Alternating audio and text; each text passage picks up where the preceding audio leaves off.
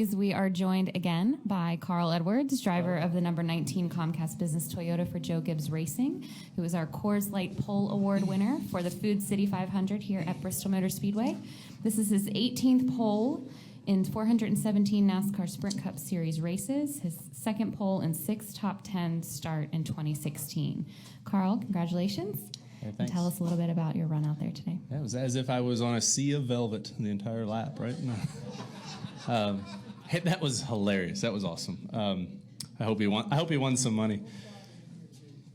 So my guys just did a really good job with the car. I mean, it's 2 weeks in a row. We've had great cars in qualifying, and this one's really special for a number of reasons. But Bristol is so tough. It's so competitive, and we've got Comcast Business on board. They're really instrumental in making this fourth team happen. So it'll be really fun having all of them at the racetrack on Sunday. Hopefully we can get a win for them.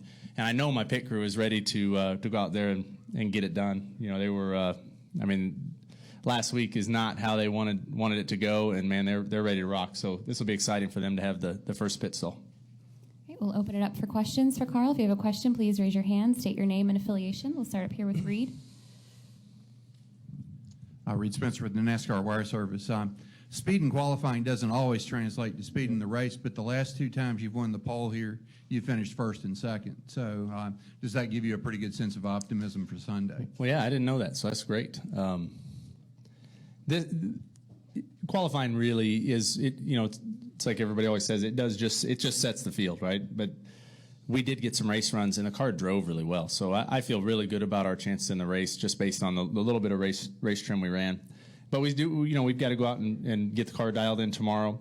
The other unknown that is pretty obvious, I'm sure to everyone, is that we're not running up the racetrack like we probably will in the race. And so I think that you're going to see a lot different race than maybe even practice tomorrow once we move up to the top. So we've got to predict what the car is going to do up there. So it'll just be it'll be a race the entire time. You're just going to have to make sure your car works for the last 200 laps, and I guarantee they're going to be different than anything we see before it.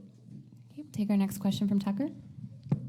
Tucker White, SpeedwayMedia.com. Carl, when you were in here earlier, I asked you how you thought the low downforce package would affect the racing here, and you said it was too soon to tell. Yeah. Now that you've had 3 rounds of qualifying, what do you has your opinion changed on that? Well, I think the true test will be once the cars are out there and you're running 2 or 3 wide and you're nose to tail with people. I mean, that's when you really see it. And so far, the lower downforce package has really let us race closer together in those kind of conditions, in the race conditions. And I think that we probably won't see that until they drop the green flag and really understand how much better it is.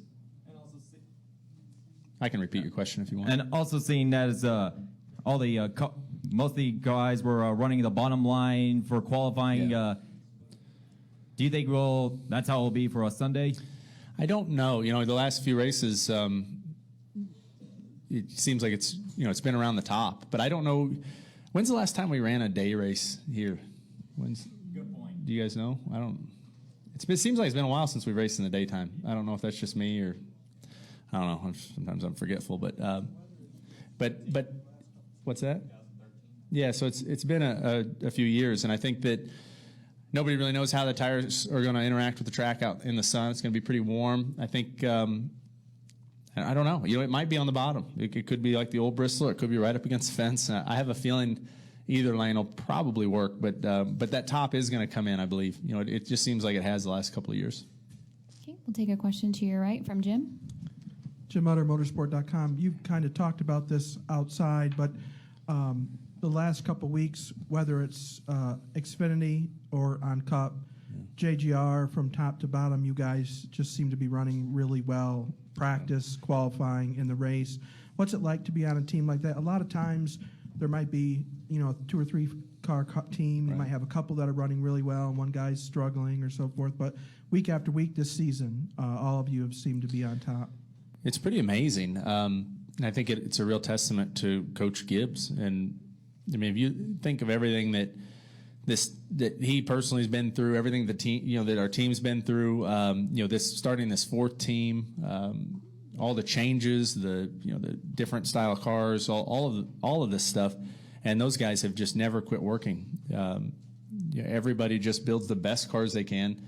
and everybody works together as well as I've ever worked with people. I mean, the first guy to congratulate me on the way up there to Victory Lane is Matt Kinza, and it's cool to be a part of something like that where everybody's competitive. We're all pushing forward, but we're also helping one another. It's really neat. So, and that doesn't always yield great results like it is right now, but it is. I'm just going to enjoy it. It's really neat to be a part of it. Okay, we'll take a question over here on your left from Stan. Stan Creekmore with RPMtonight.com. Carl, was there something you learned in the first 2 rounds of qualifying that gave you that under 15-second run in the final one, or was that just the plan? Yeah. So the first couple of runs, and every driver does this. You get to kind of pick different things you find on the racetrack. I tried some stuff in the second run that I thought would make me faster, and it didn't.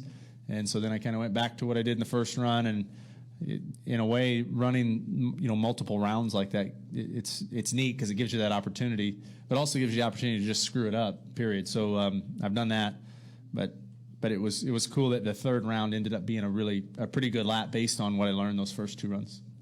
Any final questions for Carl? All right. Thank you very much. All right, Congratulations. Good luck. Yeah. Thank you, guys.